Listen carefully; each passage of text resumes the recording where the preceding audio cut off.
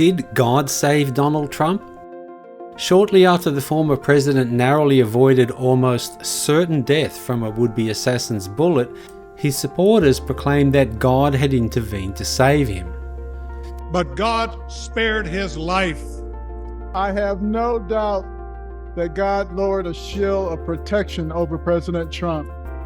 I personally believe that God intervened today. To them, this was not only a sign of God's power to save, but also a public validation of God being on Trump's side and by inference against the Democrats. Trump himself wrote on Truth Social, "It was God alone who prevented the unthinkable from happening." Predictably, there was immediate pushback by Trump's opponents and critics of Christianity. There seemed to be two major objections. One, political. They don't like Trump, therefore they don't like the idea of God possibly being on his side or favourable to him. Others had religious or philosophical objections. Listen to Joy Behar express this objection on ABC TV's The View. I'm speaking to fellow Christians. I was raised Catholic. I'm a Christian girl. When something like this happens to you, like this assassination attempt, and you say something like God is watching me, that is a very unchristian thing to say because it's very narcissistic. What about Corey, what's his name? Comperatore, the fireman who also got killed. I put him in Christian. What about he got killed on Sandy Hook, all of those people. Yeah. It's, God was watching me and not watching them. Of course, her religious criticism is rooted in her political opposition to Trump. Nevertheless, her objections are shared by many, including critics of Christianity. I've seen this sentiment shared on social media in the aftermath of earthquakes and other tragedies.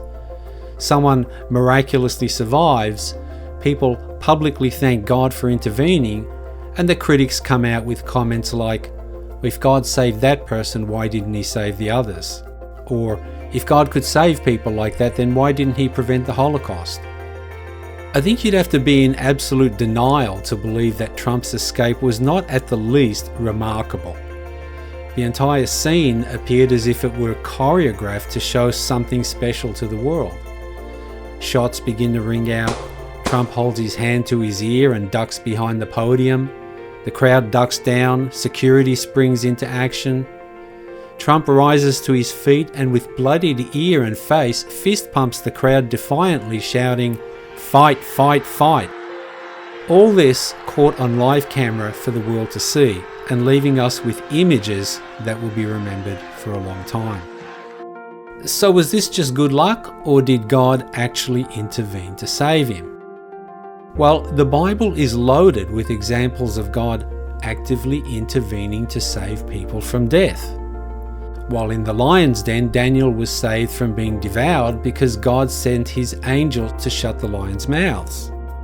Daniel's fellow captives in Babylon were saved from the fiery furnace by a spiritual being which may have been Jesus himself.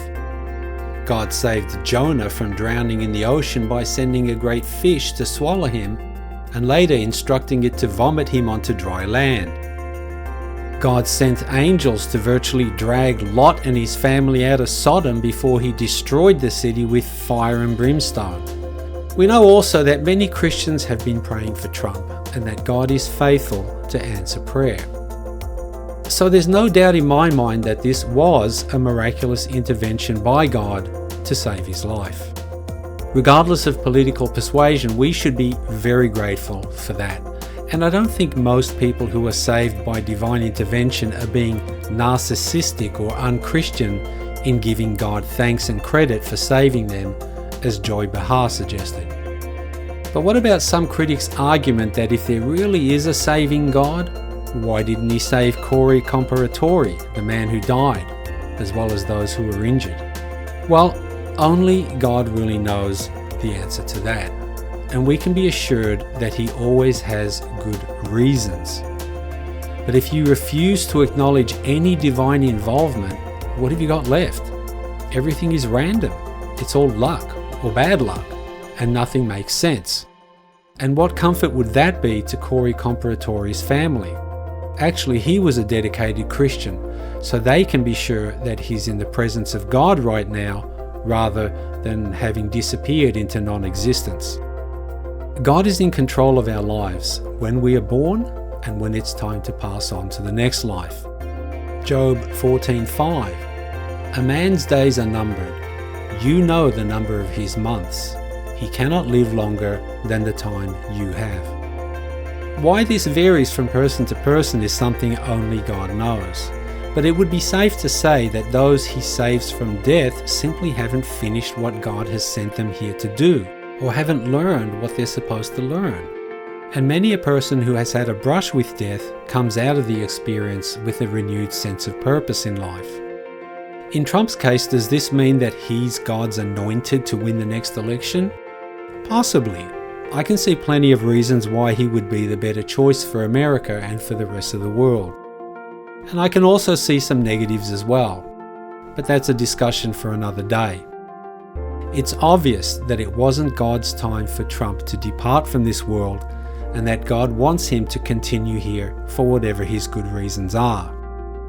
Donald Trump's miraculous escape from certain death is a clear testimony to the world that God is alive and well, that he does actively intervene in the affairs of humanity, and that he does answer prayer. The loud chorus of those giving credit and thanks to God has reverberated around the world and been a witness to billions, and that's a great thing.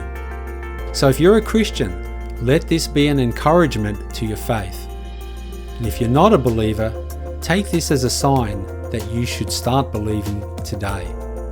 Simply receive Jesus into your heart, and you also can experience God's power to save, both physically and spiritually. Thanks for watching. Please be sure to subscribe, like, and share. See you next time. Bye.